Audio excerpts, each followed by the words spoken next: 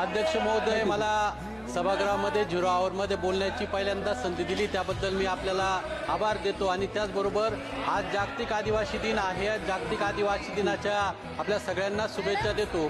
मी ज्या मतदारसंघामधून येतो त्या मतदारसंघामध्ये कांदा हे प्रमुख पीक आहे, परंतु आज कांद्याची परिस्थिती जर बघितली तर कांद्यावरती निर्यात बंदी उठवली, परंतु निर्यात शुल्क हे 40% आणि किमान निर्यात मूल्य हे $550 लावल्यामुळे ज्या पद्धतीने कांद्याची निर्यात व्हायला पाहिजे, आज कांदा 56 रुपये भावाने जागतिक बाजारपेठेमध्ये जातो। दुसऱ्या बाजूला पाकिस्तानचा कांदा 28 रुपये दराने जातोय। तर माझी आपल्याला विनंती आहे की आपल्याला जर शेतकऱ्यांना जर चांगले पैसे मिळवून द्यायचे असतील तर कांद्याचं निर्यात शुल्क माफ करावं आणि कांद्याची खरेदी ही नाफेडने शेतकऱ्यांकडून आणि मार्केट कमिट्यामधून करावी।